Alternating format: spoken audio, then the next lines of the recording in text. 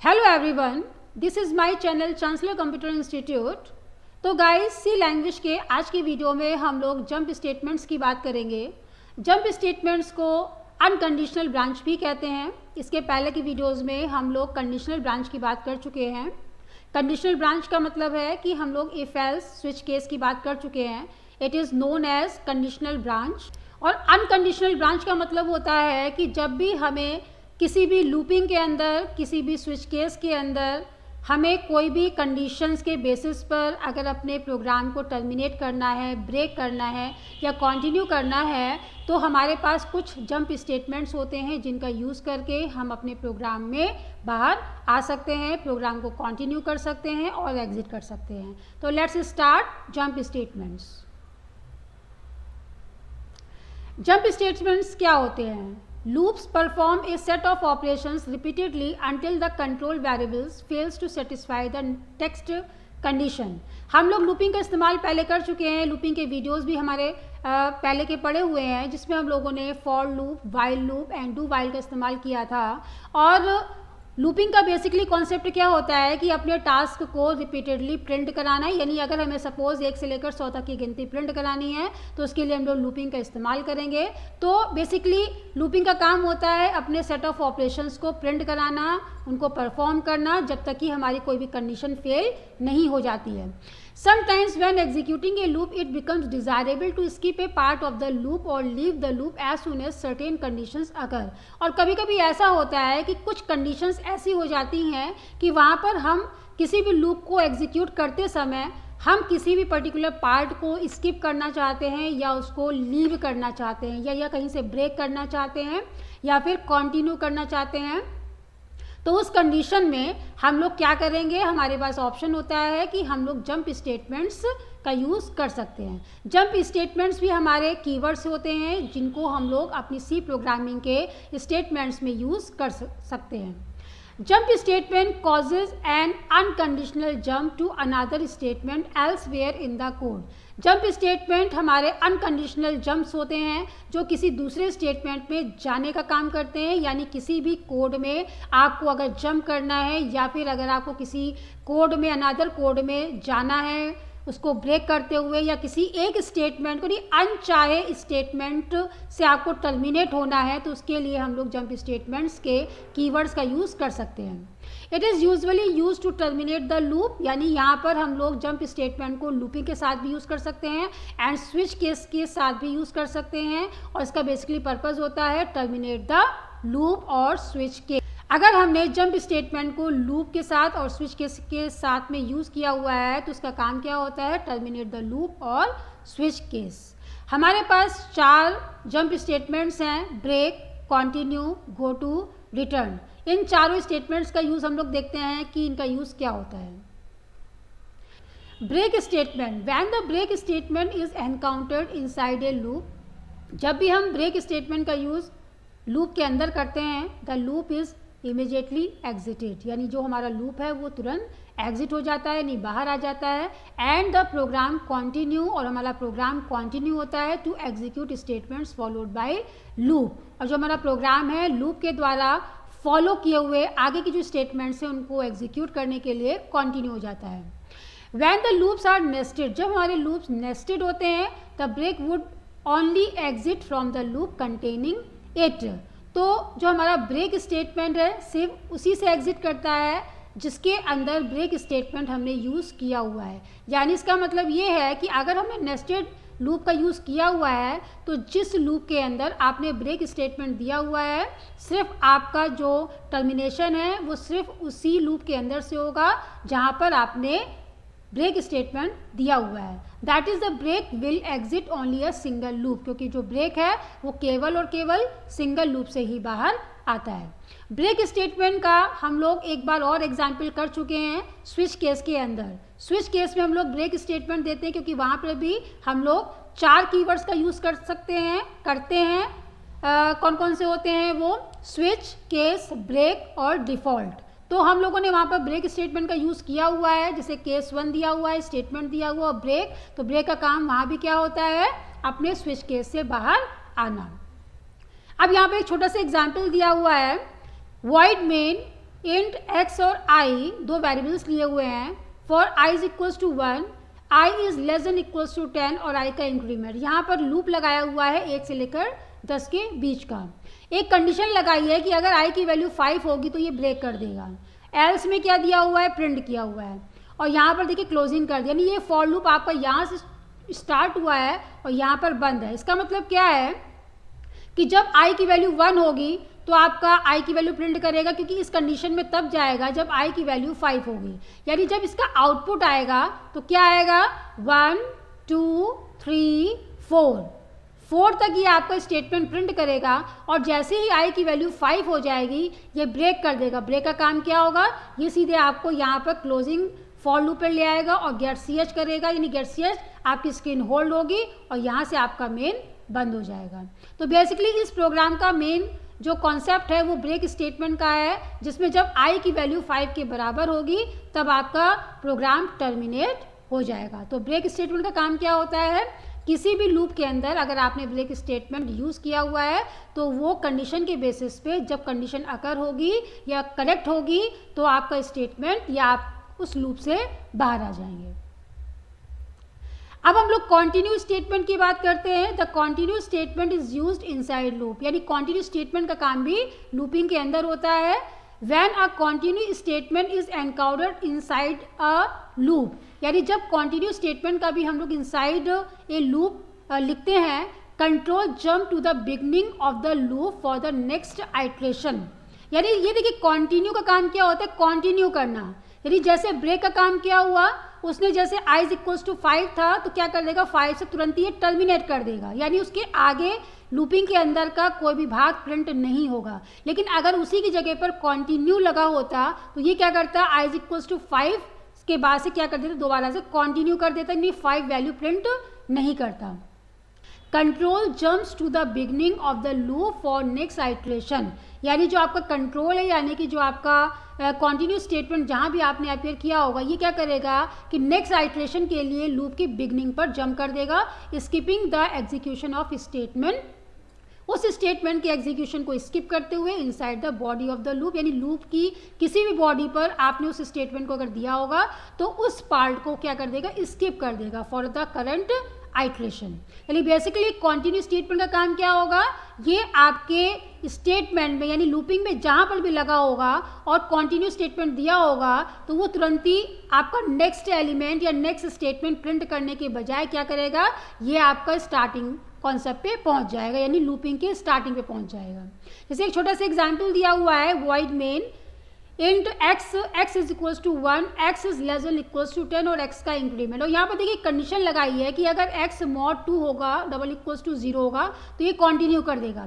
तो देखिए ओवरऑल इस प्रोग्राम में सिंपली दिया हुआ है कि ये केवल और केवल ऑड वैल्यू को डिस्प्ले करेगा। जैसे कि x की वैल्यू 1 होगी, कंडीशन यहाँ पर फेल हो जाएगी, और चूंकि इफ के बाद एक ही ब्लॉक आपका रीड करता है क्योंकि एक ही स्टेटमेंट रीड करेगा, क्योंकि यहाँ पर कोई भी कर्ली ब्रैकेट का यूज़ नहीं किया हुआ है, तो ये आपका क्या करेगा, जब x mod 2 double equals to 0 होगा तो जब x की वैल्यू 1 है तो इससे यहाँ पर अकर नहीं होगा, आपकी x की वैल्यू 1 प्रिंट हो जाएगी। जब नेक्स्ट 2 होगी तभी कंडीशन अप्लाई, तो कंटिन्यू क्या करेगा, फिर से यहाँ पर x का इंक्रीमेंट कर देगा, यानी 2 नीचे नहीं आएगा। फिर 2 के केस में ऊपर गया, फिर उसके बाद जैसे 3 होगा तो फिर ये प्रिंट होगा क्योंकि यहाँ नहीं जाएगा, जैसे 4 हो जाएगा तो फिर यहाँ चला जाएगा, क्योंकि x की वैल्यू अगर 4 है तो 4 मॉड 2 क्या हो जाएगा, 0 हो जाएगा। तो मॉडुलस ऑपरेटर लगा हुआ है, इसका काम क्या होगा कि जब ये इवन नंबर के अंदर आएगा तो ये कंटिन्यू कर देगा, यानी इसका जो आउटपुट होगा वो क्या होगा, 1 3 5 7 9, और फिर उसके बाद जैसे 10 होगा तो ये ब्रेक कर देगा। तो ओवरऑल इस प्रोग्राम में सिर्फ और सिर्फ ऑड नंबर प्रिंट कर रहा है। तो कंटिन्यू का काम क्या होता है, ये आपके लूपिंग में जहाँ पर भी लगा होगा तो कंटिन्यू क्या करेगा, आपकी लूपिंग के अंदर दोबारा से जंप कर जाएगा।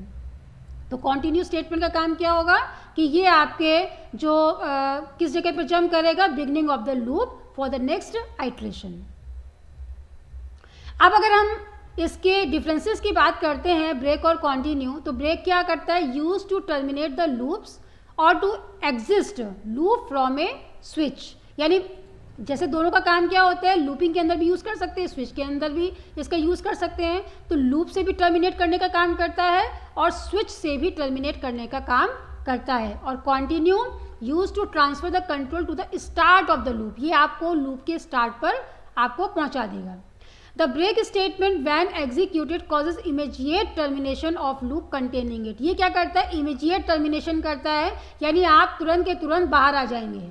Continuous statement when executed causes immediate termination of the current iteration of the loop, यानी ये जो भी कॉन्टिन्यू के नीचे का पोर्शन होगा वो तुरंत उसको एस्केप कर देगा, यानी उसको तुरंत छोड़ देगा, एग्जिट कर देगा और तुरंत क्या हो जाएगा, लूप की स्टार्टिंग पॉइंट पर पहुंच जाएगा। तो ब्रेक का काम जैसे नाम है इसका, ब्रेक करना, यानी ये तुरंत आपको बाहर कर देगा, टर्मिनेट कर देगा, और कॉन्टिन्यू क्या करेगा, ट्रांसफर कर देगा स्टार्ट ऑफ द लूप में। Go to statement is used to transfer the control to any place in a program, यानी go to statement का काम कहाँ होता है कि किसी प्रोग्राम में अगर किसी भी लोकेशन पर, किसी भी प्लेस पर अगर आपके कंट्रोल ट्रांसफ़र करना है तो उसके लिए go to statement का यूज़ कर सकते हैं। It is just like if else, it is useful to provide branching within a loop, और ये लूप के अंदर ब्रांचिंग प्रोवाइड करने के लिए यूजफुल होता है। Another important use of go to is to exit from deeply nested loop, और ये जो नेस्टेड लूप है उनसे तुरंत आप बाहर आ सकते हैं, उसके लिए आप गो टू स्टेटमेंट का यूज़ कर सकते हैं। व्हेन एन एरर अकर, अगर कोई भी एरर होती है तो ये बहुत ही यूज़फुल होता है कि नेस्टेड लूप अगर आपने यूज़ किया हुआ है तो उससे तुरंत के तुरंत क्या होता है, एग्जिट हो जाता है। A simple break statement would not work here, तो सिंपल स्टेटमेंट जो भी आपका ब्रेक स्टेटमेंट है वो यहाँ पर काम नहीं करेगा। The label is a word followed by A colon, जो आपके लेबल होते हैं, लेबल का मतलब होता है कि हम एक ऐसा यहाँ पर वर्ड देते हैं, एक ऐसा यहाँ पर स्ट्रिंग देते हैं जो कि लेबलिंग का काम करता है। The go to statement is formally defined as go to label, यानी यहाँ पर गो टू एक आपके पास क्या है कि एक कीवर्ड है और लेबल का नाम देते हैं, और इस तरीके से यहाँ पर जो भी स्टेटमेंट्स होते हैं यहाँ पर लेबल दिया और यहाँ पर उसके स्टेटमेंट्स आपने दे दिए। तो इस तरीके से यहाँ पर इसका सिंटैक्स हम लोग डिफाइन कर सकते हैं। Here label can be any text, यानी कोई भी टेक्स्ट हो सकता है, एक्सेप्ट कीवर्ड, यानी कीवर्ड नहीं हो सकता है। जैसे हम लोग पहले डिस्कस कर चुके हैं कि कीवर्ड हमारे क्या होते हैं, रिजर्व कीवर्ड्स होते हैं जिनका यूटिलाइजेशन हम किसी और पर्पज से नहीं कर सकते हैं। And it can be set anywhere in the C program, और इसको हम लोग किसी प्रोग्राम में कहीं पर भी सेट कर सकते हैं। अबव और below to go to statement, यानी गो टू स्टेटमेंट जहाँ भी आपने दिया हुआ है तो ऊपर और नीचे कहीं पर भी आप दे सकते हैं। अब यहाँ पर एक बात याद रखने की है कि use of go to statement is highly discouraged. ये बेसिकली कहा जाता है कि जो गो टू स्टेटमेंट है वो आप यूज़ ना करें, क्योंकि इससे हमारे प्रोग्राम में कुछ टेक्निकल प्रॉब्लम्स आ जाती हैं, क्योंकि it makes difficult to trace the control flow of a program. जैसे मैंने बताया कि हम लोग इफ़ एल्स का यूज़ करते हैं, इफ़ एल्स में हम लोग एक कंडीशन से लगा देते हैं, अगर कंडीशन सही होती है तो काम हो जाता है, उसके रिप्लेस में हम लोग एक एल्स पार्ट भी देते हैं, अगर कंडीशन फेल हो जाती है तो हमारा एल्स पार्ट काम करता है। लेकिन यहाँ पर क्या होता है कि यहाँ पर बहुत ही मुश्किल होता है कि हम कंट्रोल फ्लो को ट्रेस कर सकें, making the program hard to understand and hard to modify. और यहाँ बहुत प्रॉब्लम होती है कि हम किसी भी प्रोग्राम को समझ सकें और उसको मॉडिफिकेशन में यूज़ कर सकें। मतलब अगर हमने कोई भी प्रोग्राम बनाया है तो गो टू जो स्टेटमेंट है वो बहुत ही डिफ़िकल्ट होता है कि आप अगर इसको स्पेसिफाई करते हैं तो बहुत ही सोच समझ के आपको उसकी लेबलिंग और उसकी कंडीशंस बहुत वैसे देना होता है, ताकि अगर आपने प्रोग्राम में इसको यूज़ किया हुआ है तो आपके प्रोग्राम में कोई प्रॉब्लम ना हो। एग्जाम्पल जैसे दिया हुआ है, वॉइड मेन आई जे, दो वेरिएबल्स लिए हैं, I equal to 1, I is less than 5, I का इंक्रीमेंट। अब यहाँ कंडीशन क्या लगाई है कि अगर आई की वैल्यू 2 होती है तो गो टू बिलो। अब देखिए ये क्या है, एक लेबल है। गो टू बिलो का मतलब है कि जब आई की वैल्यू अभी 1 है तो ये काम नहीं करेगा, इस कंडीशन पे नहीं आएगा। ये क्या करेगा, आपकी आई की वैल्यू को 1 प्रिंट करेगा, और जैसे हम आई का इंक्रीमेंट करेगा आई की वैल्यू 2 होगी, और जैसे आई इज इक्वल टू 2 होगा गो टू बिलो, बिलो पे जाएगा और क्या करेगा, 2 को प्रिंट कर देगा। तो इस तरीके से ये जैसे इफ एल्स का काम है उसी तरीके से आप गो टू स्टेटमेंट का यूज़ कर सकते हैं। रिटर्न स्टेटमेंट, इसका काम क्या होता है, return statement is usually used at the end of a function terminate it और विदाउट अ वैल्यू। वैसे रिटर्न स्टेटमेंट का काम हम लोग तब करते हैं जब हम लोग फंक्शंस पढ़ते हैं, लेकिन नॉर्मली भी जैसे बच्चे क्या करते हैं कि जैसे हम लोग वॉइड मेन लिखते हैं तो कुछ लोग वहाँ पर केवल और केवल मेन दे देते हैं, या कुछ लोग इंटीजर मेन दे देते हैं। तो उस कंडीशन में हमें प्रोग्राम के एंड में रिटर्न कीवर्ड का यूज़ करना पड़ता है।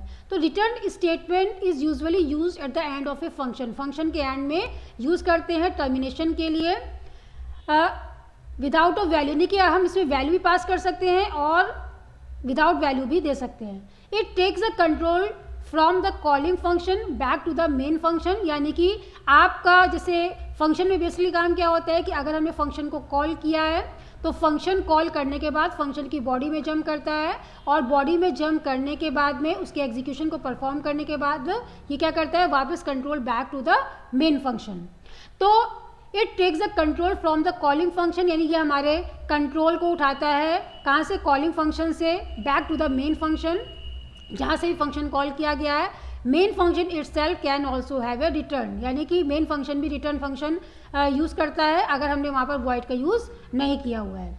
A return statement is use to return from a function, यानी हम किसी भी फंक्शन से अगर किसी वैल्यू को रिटर्न कराना है तो हम लोग रिटर्न स्टेटमेंट का यूज़ करते हैं। A function can use this statement as a mechanism, यानी ये एक प्रकार से एक मैकेनिज्म का काम करता है to return a value to its calling function. यानी यहाँ पर बेसिकली क्या है कि अगर हमें फंक्शन को कॉल करना है और हमें वहाँ पर रिटर्न करना है वैल्यू को, तो उसके लिए हम लोग फंक्शन का यूज़ कर सकते हैं और फंक्शन के साथ में रिटर्निंग वैल्यूज़ का यूज़ कर सकते हैं। तो रिटर्निंग वैल्यू और यहाँ पर विदाउट वैल्यू का भी यूज़ कर सकते हैं, यानी कि रिटर्न का जब यूज़ करते हैं तो वहाँ पर हम लोग वैल्यू का यूज़ कर सकते हैं और विदाउट वैल्यू भी दे सकते हैं। If now value is specified assume that A garbage value is return, अगर कोई वैल्यू नहीं दी हुई है तो ये क्या करता है, गार्बेज वैल्यू देता है। और कुछ कंपाइलर्स क्या करते हैं, ज़ीरो रिटर्न करते हैं। जैसे यहाँ पर सिंटेक्स क्या है, केवल रिटर्न का यूज़ भी कर सकते हैं और रिटर्न के साथ में वैल्यू दे सकते हैं, जैसे कि रिटर्न एक्स या फिर रिटर्न एक्स, और केवल कुछ लोग रिटर्न का भी यूज़ कर सकते हैं। जैसे एक एग्जाम्पल, एक फंक्शन दिया हुआ है, इंटीजर सम वैल्यू दिया हुआ है, ये हमारा क्या है, फंक्शन की प्रोटोटाइपिंग है। वॉइड मेन दिया है, integer sum is equal to sum underscore value, ये किस प्रकार से क्या है, फंक्शन को कॉल किया गया है। सम अंडरस्कोर वैल्यू फंक्शन जब कॉल करेंगे सीधे क्या करेगा, फंक्शन की बॉडी में जंप करेगा, और फंक्शन की बॉडी में जंप करने पर क्या होगा, यहाँ पर integer sum is equals to 0 दिया हुआ है, इंटीजर डिजिट दिया है, एक लूप लगाया है, digit is equals to 0, digit is less than equals to 9 और प्लस प्लस डिजिट, और कर्ली ब्रैकेट ओपन किया है, sum plus equals to digit. तो क्या करेगा, ये डिजिट 0 से लेकर आपका 9 तक चलेगा ये लूप, और ये क्या करेगा कि 0 से लेकर 9 तक की value 0, 1 plus 2 plus 3 plus 4 plus 5 plus 6 plus 7 plus 8 plus 9 को ऐड करते हुए ये क्या करेगा, पूरा ओवरऑल लूप चलेगा, और फिर जो वैल्यू सम में स्टोर्ड होगी वो क्या करेगा, सम को रिटर्न करेगा। जो वैल्यू रिटर्न होगी वो आपकी सम पे आएगी और यहाँ पर सम की वैल्यू को प्रिंट कर देगा। तो ये जो फंक्शन बनाया गया है, इस फंक्शन में रिटर्निंग ऑफ वैल्यू किया है, जो यहाँ पर ये फंक्शन आपको इंटीजर वैल्यू रिटर्न करने के लिए कह रहा है, तो इंट सम वैल्यू दिया हुआ है, इसीलिए यहाँ पर रिटर्न सम किया हुआ है, यानी जो टोटल सम होगा ये आपकी सम की वैल्यू को रिटर्न करेगा। तो इस तरीके से आप यहाँ पर रिटर्न कीवर्ड का यूज़ कर सकते हैं। एग्जिट फंक्शन का काम क्या होता है, एग्जिट भी हम लोग वैसे स्विच केस वगैरह में यूज़ कर चुके हैं। एग्जिट का बेसिकली काम क्या होता है कि टर्मिनेट करना अपने प्रोग्राम से, यानी प्रोग्राम से अगर आपको बाहर आना है तो उसके लिए हम लोग एग्जिट फंक्शन का यूज़ कर सकते हैं। Just as we can break out of a loop, जैसे हम लोग एक लूप से बाहर आते हैं, we can break out of a program, हम अपने प्रोग्राम से भी बाहर आ सकते हैं by using the standard library function exit function, यानी एग्जिट फंक्शन के द्वारा भी हम बाहर आ सकते हैं। This function causes immediate termination of the entire program, ये फंक्शन का काम क्या होता है, ये आपके पूरे प्रोग्राम से तुरंत आपको टर्मिनेट करता है, forcing a return to the operating system, यानी तुरंत के तुरंत ये ऑपरेटिंग सिस्टम को रिटर्न कर देता है आपके प्रोग्राम को। सिंटेक्स क्या होगा, वॉइड एग्जिट इंट स्टेटस। अब स्टेटस में हम लोग 2 ही वैल्यू पास करते हैं, 0 या फिर कुछ भी नहीं देते हैं। तो हम लोग यहाँ पर एग्जिट 0 का मतलब होता है सक्सेसफुली, अगर आपका प्रोग्राम टर्मिनेट होता है तो सक्सेसफुली आपका रिटर्न हो जाता है। Header file is hash include stdlib.h और हैश इंक्लूड process.h। तो यहाँ पर 2 हेडर फाइल्स हैं, आप इनका इस्तेमाल कर सकते हैं एग्जिट के लिए। The value of status is return to the calling process, आपके पास क्या होता है कि जो भी यहाँ पे स्टेटस की वैल्यू होती है वो क्या करता है, ये आपकी कॉलिंग प्रोसेस को रिटर्न करता है, which is usually the operating system. जो हमारा क्या होता है, ऑपरेटिंग सिस्टम होता है। Zero is generally used as a return code, ये हमारा रिटर्न कोड होता है to indicate normal program termination, कि यहाँ से हमारा प्रोग्राम टर्मिनेट हो रहा है। तो हम बेसिकली कैसे देते हैं, एग्जिट 0 देते हैं ताकि सक्सेसफुली हमारा प्रोग्राम एग्जिट हो जाए। तो एग्जिट फंक्शन का बेसिकली पर्पस होता है कि to break out of a program immediately. इस तरीके से अगर हम एक नॉर्मल सा प्रोग्राम बनाते हैं जिसमें stdlib का यूज़ किया हुआ है और यहाँ पर इंटीजर मेन भी दिया हुआ है, देखिए यहाँ पर डिस्प्ले स्टेटमेंट बिफोर एग्जिट 0, यहाँ पर एक स्टेटमेंट है ये प्रिंट होगा, स्टार्ट ऑफ द प्रोग्राम ये भी स्टेटमेंट प्रिंट होगा, एग्जिटिंग द प्रोग्राम ये भी प्रिंट होगा, फिर यहाँ पर देखिए दिया हुआ है एग्जिट 0। एग्जिट 0 का काम क्या होगा, ये तुरंत क्या करेगा, प्रोग्राम के हमें एंड में कर देगा। इसका मतलब क्या है कि ये जो स्टेटमेंट है एंड ऑफ द प्रोग्राम ये प्रिंट नहीं होगा, क्योंकि एग्जिट 0 का क्या करेगा, ये तुरंत हमारा प्रोग्राम टर्मिनेट कर देगा, आपको प्रोग्राम से बाहर कर देगा। और देखिए यहाँ पर चूंकि इंटीजर मेन लगा है इसलिए यहाँ पर रिटर्न 0 का यूज़ किया हुआ है। तो अगर आप इस चीज़ से बचना चाहते हैं, नहीं यूज़ करना है, तो आप इंटीजर की जगह पर वॉइड का यूज़ कर सकते हैं। तो इस तरीके से हम लोग यहाँ पर एग्जिट का, रिटर्न का यूज़ कर सकते हैं। तो गाइस जैसे हम लोगों ने देखा कि आज के वीडियो में हम लोगों ने जंप स्टेटमेंट का यूज़ किया, जिसमें ब्रेक स्टेटमेंट आपका कंटिन्यू है, उसके बाद गो टू है, रिटर्न है, एग्जिट फंक्शन है। इन सारे जंप स्टेटमेंट्स के बारे में आज हम लोगों ने डिस्कस किया है। तो अगर आपको ये वीडियो अच्छा लगता है तो प्लीज़ इस वीडियो को लाइक करिए, शेयर करिए, सब्सक्राइब करिए और प्लीज़ बेल आइकन को प्रेस करना ना भूलें ताकि हमारे जो आगे की वीडियोज़ हैं उनके नोटिफिकेशन सबसे पहले आपको मिले। और आगे जल्दी ही हम नए वीडियो लेकर के तुरंत ही आएंगे। Till then good bye.